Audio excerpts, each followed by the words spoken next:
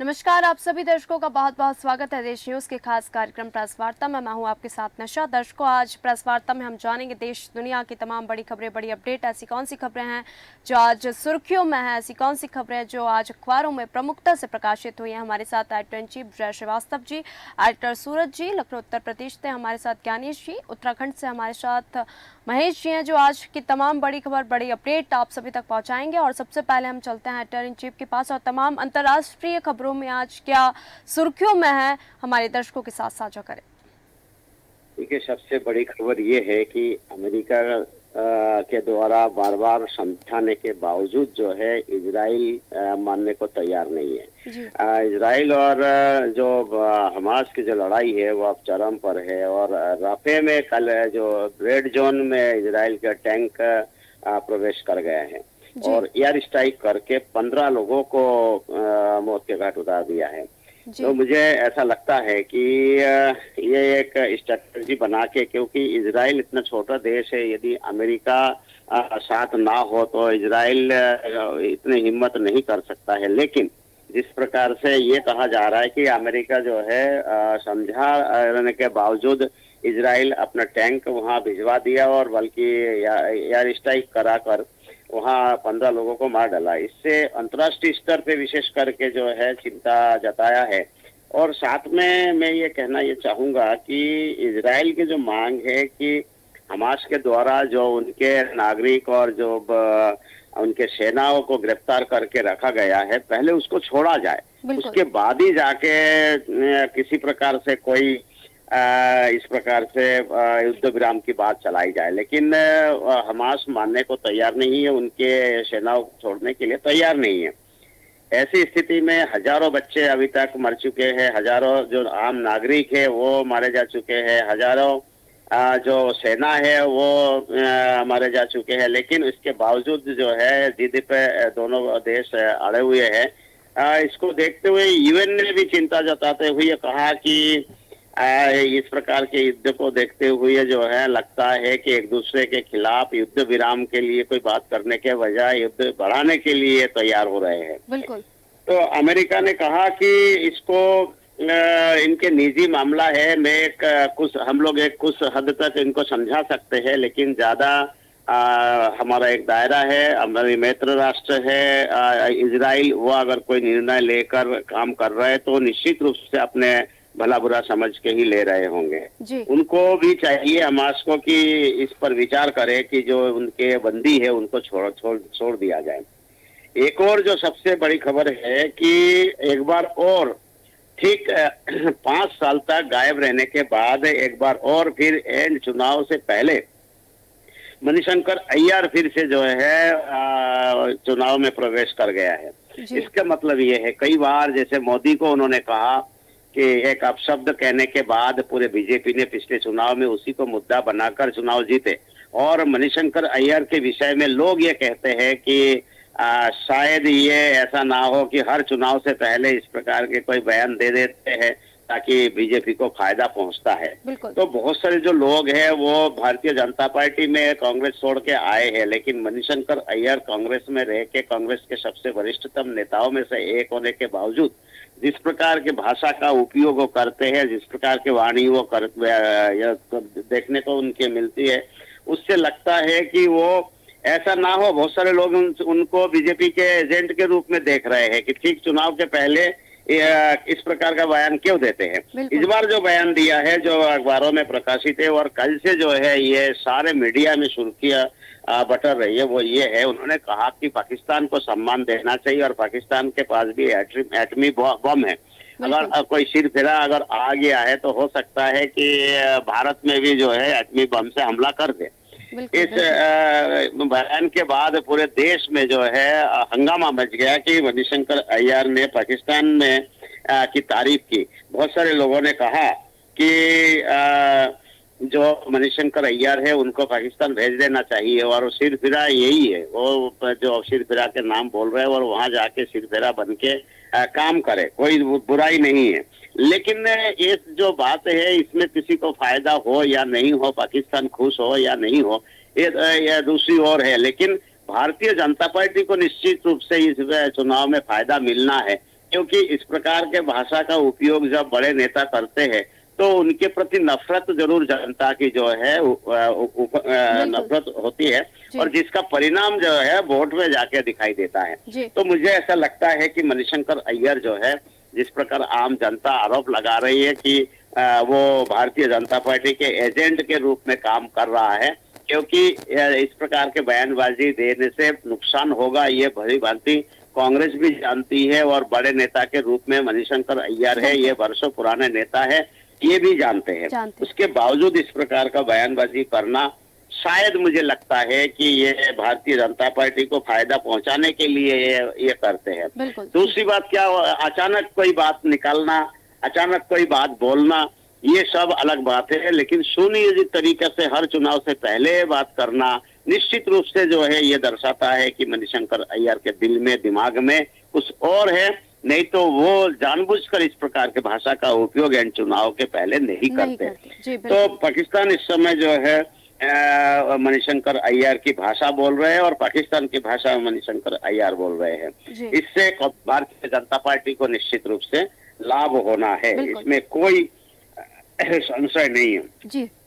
एक और बात यह है कि जिस प्रकार से अमेरिका के चुनाव में अभी भारत जैसे ही चरम पर है, और अमेरिका में जो डोनाल्ड ट्रंप और जो बाइडेन के बीच में कड़ी टक्कर है, और मुझे ऐसा लगता है दिन पर दिन ट्रंप और गेन करने के लिए और अग्रसर है। जो बाइडेन धीमे धीमे जो है वो कमजोर पड़ रहे हैं। शुरुआती दौर में देखा जा रहा था कि 60-40 का जीतने का रेशा था, कि 60% जीत की संभावना जो बाइडेन की पार्टी और जो बाइडेन की थी, इसी प्रकार से 40% संभावना डोनाल्ड ट्रंप की थी। अभी जो है 49-51% पे आके टिक गई है, और वहां पे अमेरिका से जो सूचना मिल रही है उससे ये लग रहा है कि जो बाइडेन के प्रति जो है उनके उम्र के कारण से लोग ये बोल रहे हैं कि ये अब उम्र दराज होने के बाद इनको इस्तीफा दे देना चाहिए था, और इन्हीं के पार्टी में किसी और युवा नेता को यदि सामने लाते तो निश्चित रूप से वहाँ डोनाल्ड ट्रंप की पार्टी, डोनाल्ड ट्रंप जीत नहीं पाते। लेकिन जो बाइडेन ने एक बार और चुनाव लड़ने के लिए जब घोषणा की, तभी से लोगों में यह वातावरण निर्मित हुई कि जो बाइडेन यदि चुनाव लड़ते हैं तो उनके उम्र काफी है, वो अभी अमेरिका संभालने की स्थिति में है कि नहीं, इस पर संदेह जता रहे हैं। यही कारण है कि दिन पर दिन जो है आपके डोनाल्ड ट्रंप भारी पड़ते जा रहे हैं। जी निशा। जी बिल्कुल, हम एडिटर सूरज जी के पास जाएंगे और तमाम राष्ट्रीय स्तर पर ऐसी कौन सी खबरें जो लगातार आज सुर्खियों में हमारे दर्शकों के साथ साझा करें।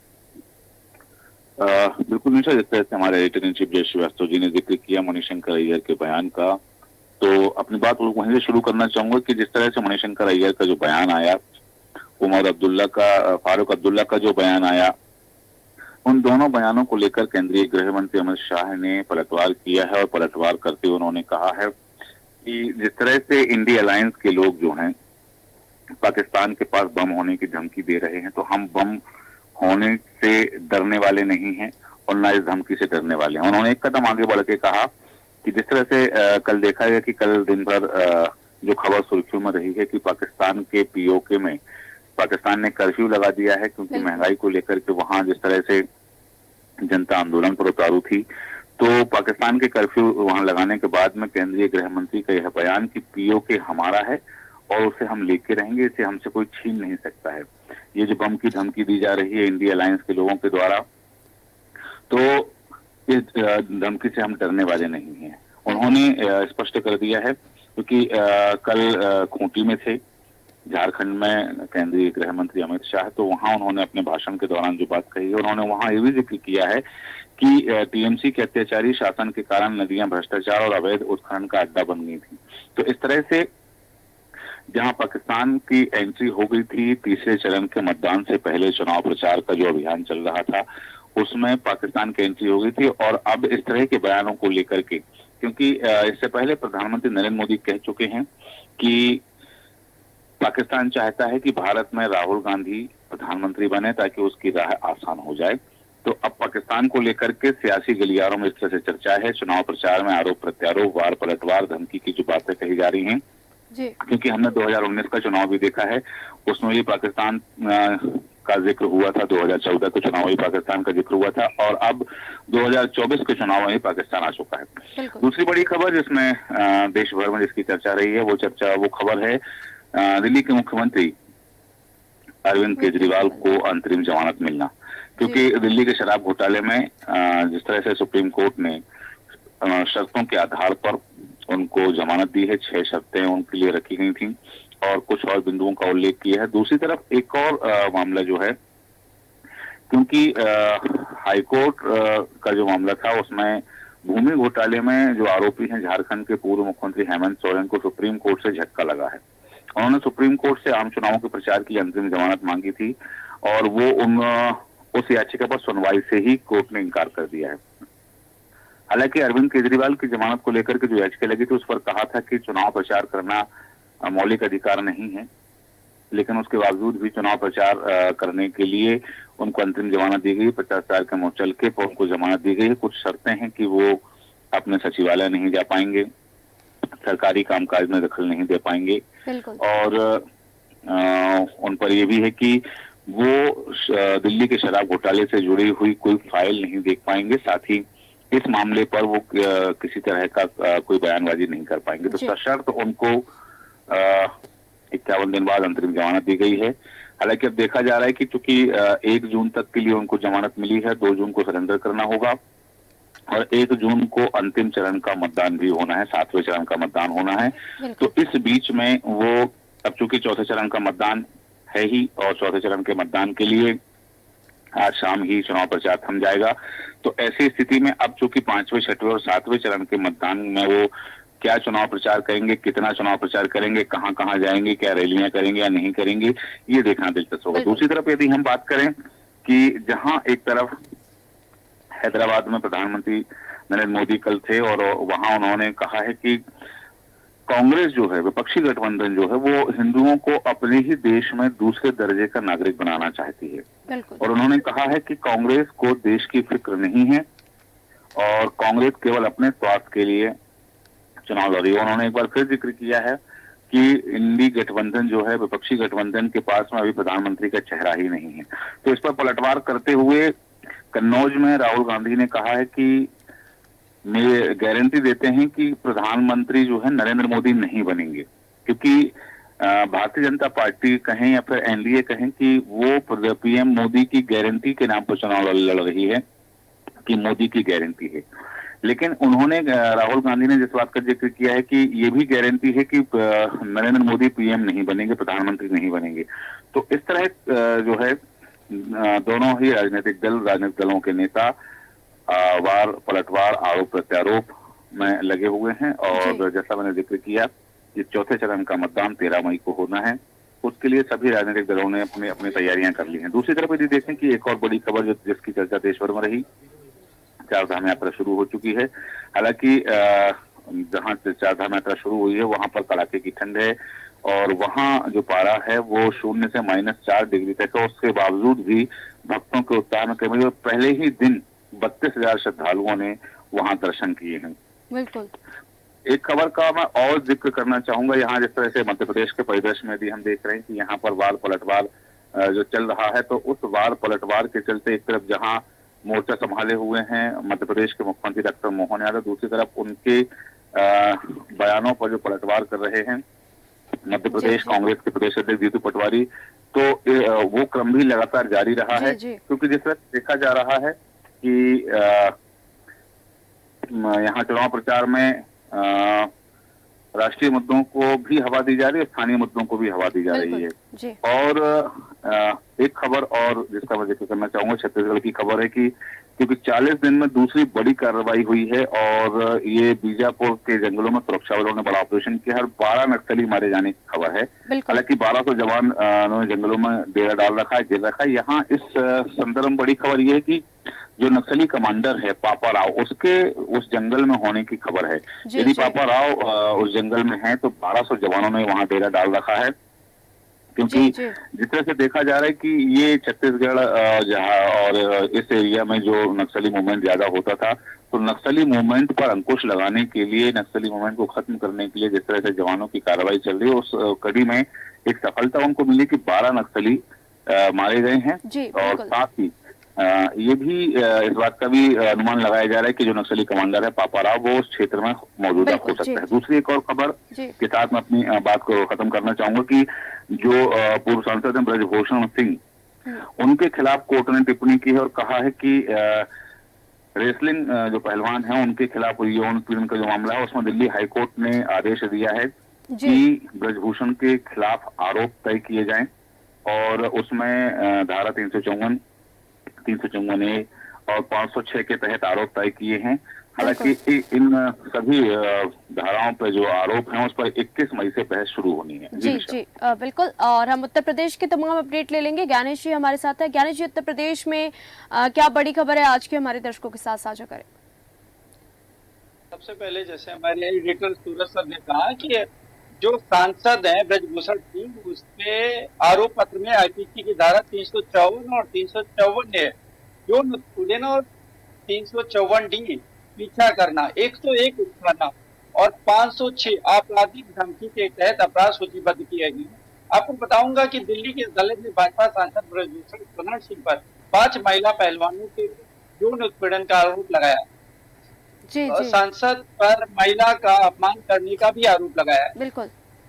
वहीं हम बात करेंगे कि राजधानी लखनऊ में कल कांग्रेस पूर्व अध्यक्ष राहुल गांधी पहुंचे और उन्होंने कहा कि मोदी जी प्रधानमंत्री नहीं राजा हैं। बिल्कुल। उन्होंने कहा भाजपा के सारे नेता आरक्षण को खत्म करना चाहते हैं और मेरे रहते या मैं होने नहीं दूंगा। उन्होंने कहा है कि हिंदुस्तान के करोड़ों लोगों ने हजारों सालों से इस प्रकार की वेदना भरी जिंदगी जी है। उन्होंने अपना भविष्य तय नहीं किया है, समाज ने उनके पैदा होने से पहले उनका भविष्य तय कर दिया है। तो आप सोचिए कि उन्होंने कितना दर्द, कितना दुख सहा होगा, उनकी योग्यता कितनी जाया हुई है। और इस कुरीति को बदलने के लिए बहुत सारे लोग खड़े हुए हैं जिनकी ऐतिहासिक लिस्ट है और उन सब में एक ही बात समान थी कि जो उन्हें सच्चाई दिखाई थी उनको उन्होंने स्वीकार किया। मुझे यह दिख रहा है कि यह सच्चाई है, इस बात को मैं स्वीकार रहा हूँ। राजनीति में दो तरह के लोग हैं जो एक दिन रात सत्ता के पीछे दौड़ते रहते हैं और वह सच्चाई को कभी स्वीकारना नहीं चाहते, अपनी सच्चाई स्वीकारते हैं और ना ही किसी और की सच्चाई स्वीकारते हैं। उनको सिर्फ एक चीज दिखती है, किसी न किसी तरह मेरे हाथों में सत्ता आ जाए, बाकी सब छोड़ो। उन्होंने निशा और भी कहा कि हिंदुस्तान में बहुत सारे आंदोलन हुए मगर पिछले 3 सालों में सबसे सफलतम मूवमेंट है भारत का संविधान और यह संविधान अम्बेडकर जी ने दिया है, गांधी जी ने दिया है। मगर यह सोच है, यह अम्बेडकर जी से पहले भी इसमें बुद्धि भी है, बसवानी भी है, इसमें पेरियार है, इसमें गांधी है और इसमें सिर्फ वही नहीं बहुत सारे ऐसे भी लोग हैं जिनके नाम किसी ने सुने नहीं वही इस संविधान के लिए लड़े। तो इस तरीके से बता दूं कि उन्होंने कहा अग्निवीर में नुकसान किसका है, SC ST OBC का। अग्निवीर सीनियर लेवल पर नहीं है, यह सिर्फ जवानों के लिए है। मैं एक बात कह रहा हूँ, सब कुछ छोड़ दीजिए, जातीय जनगणना करा लीजिए, यह पता लगाइए कि देश में कितने प्रतिशत SC ST OBC और गरीब है और इससे उनकी अवस्था की सच्चाई पता लग जाएगी। बिल्कुल। इस सच्चाई से लोग क्यों डर रहे हैं? जी जी। अगर देश को मजबूत बनाना है तो मोदी जी सुपर पावर की बात करते हैं, इस आबादी के बिना संभव ही नहीं है। अगर इस 95% आबादी को सभी जगहों से वंचित कर दिया जाएगा तो हम कौन सा सुपर पावर बना पाएंगे? बिल्कुल। मतलब मोदी जी क्या बस 5 से 10% देश की आबादी को ही सुपर पावर बनाएंगे? सुपर पावर तो 90 से 95% है। अब इस संविधान पर आक्रमण हो रहा है। मोदी जी कहते हैं मैं इस संविधान को रद्द नहीं करना चाहता हूँ। जब आप CBI और ED को लेकर राजनीति और लोकतंत्र पर आक्रमण कर रहे हो तो आप संविधान पर हमला कर रहे हो। बिल्कुल। जब आप बिना किसी से पूछे नोटबंदी करते हो, करोड़ों आदिवासी दलितों पिछड़ों के हकों पर हमला करते हो तो संविधान पर हमला करते हो। जी जी। जब आप सभी संस्थानों में RSS के लोग भरते हो तो संविधान पर हमला करते हो। बिल्कुल। जब आप अग्निवीर योजना बिना सेना से पूछे लागू करते हो तो संविधान पर हमला करते हो। इस तरीके से इंदिरा गांधी प्रस्ताव में लगातार राहुल गांधी मोदी पर हमला हो रहे हैं। जी ज्ञानेश जी। उन्होंने कहा ED जहाँ पूछताछ कर रही थी वहाँ एक छोटी सी जेल भी थी। मैंने सोचा कि मेरे पूर्वजों ने यहाँ 10-12 साल अंग्रेजों की जेल में बिताए हैं मुझे भी यहाँ 10-12 साल रहना पड़े बिल्कुल तो भी मैं लड़ाई जारी रखूँ। जी ज्ञानेश जी। जी हम उत्तराखंड की तमाम अपडेट लेंगे। हमारे साथ उत्तराखंड से महेश जी हैं। महेश जी, उत्तराखंड में इस वक्त क्या लगातार सुर्खियों में चल रहा है? उत्तराखंड से क्या आज की बड़ी खबर है, हमारे दर्शकों के साथ साझा करें।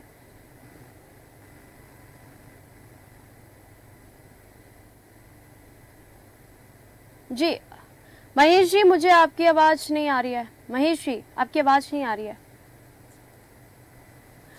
महेश जी, मुझे आपकी आवाज नहीं आ रही है, आपने म्यूट करके रखा है शायद।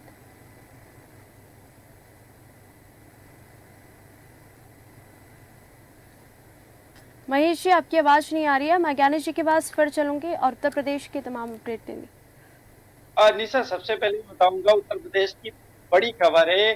जो शेखर हॉस्पिटल आए दिन विवादों में रहा है, चाहे वो उसके डॉक्टर सचान हो, चाहे उसकी ऋचा मिश्रा डॉक्टर, आए दिन बता दूं कि ये सुर्खियों में बना रहता है।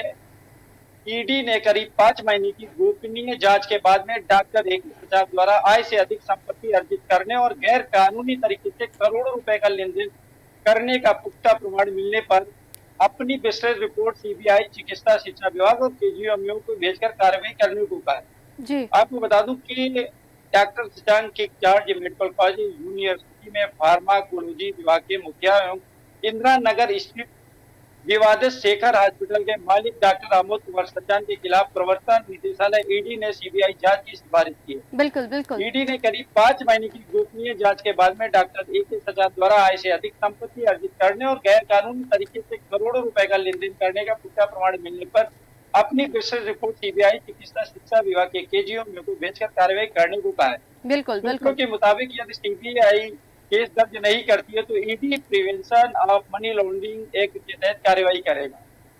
जी सूत्रों के हवाले से जानकारी मिली है कि केजीओ में नौकरी करने के साथ साथ डॉक्टर सचान इंदिरा नगर में Shekhar hospital private limited company के जरिए शेखर हॉस्पिटल नामक मल्टी स्पेशलिस्ट अस्पताल संचालित करते हैं। बिल्कुल और बिल्कुल। कंपनी में उनकी पत्नी डॉक्टर ऋचा मिश्रा और बेटा के सचान निदेशक हैं, जबकि डॉक्टर सचान 1995 से 2019 तक निदेशक थे। उनके 12 अंकी के सफेदाब और सीतापुर रोड पर Hind institute of medical sciences के नाम से मेडिकल कॉलेज भी है, जी जिसका ज्ञानेश जी। संचालन हिंद चैरिटेबल ट्रस्ट के जरिए होता है। जी जी इसमें डॉक्टर सचान और उनकी पत्नी ट्रस्टी हैं। वहीं मिसेस बालाजी चैरिटेबल ट्रस्ट के जरिए वह नर्सिंग कॉलेज भी संचालित कर रहे हैं। जी जी वर्ष 2019 में उनके हॉस्पिटल की 2 अल्ट्रासाउंड मशीनें सीज होने पर मामला हाईकोर्ट में गया, बिल्कुल। जिसके बाद अदालत ने डॉक्टर सचान को नोटिस जारी कर पूछा था कि वह सरकारी डॉक्टर रहते हुए निजी अस्पताल कैसे संचालित चला रहे हैं। जी जी अदालत ने केजीएमयू को उनके खिलाफ कार्रवाई करने को कहा, निर्देश दिया, लेकिन मामला ठंडा बस्ते में चला गया। बिल्कुल। जी जी ज्ञानेश जी, बहुत बहुत धन्यवाद उत्तर प्रदेश के तमाम अपडेट देने के लिए। हमारे साथ हमारे एडिटर इन चीफ जय श्रीवास्तव थे, जिन्होंने तमाम अंतर्राष्ट्रीय खबरें जो आज प्रमुखता से अखबारों में प्रकाशित हुई और हमारे साथ राष्ट्रीय स्तर की तमाम बड़ी खबरें हमारे साथ एडिटर सूरज जी ने साझा की। दर्शकों, प्रेस वार्ता में आज हमने जाना देश दुनिया की तमाम बड़ी खबरें, बड़ी अपडेट। ऐसी कौन सी खबरें थी जो आज लगातार सुर्खियों में बनी थी? प्रेस वार्ता में फिर मिलेंगे नई खबरों के साथ। देखते रहिए देश न्यूज। नमस्कार।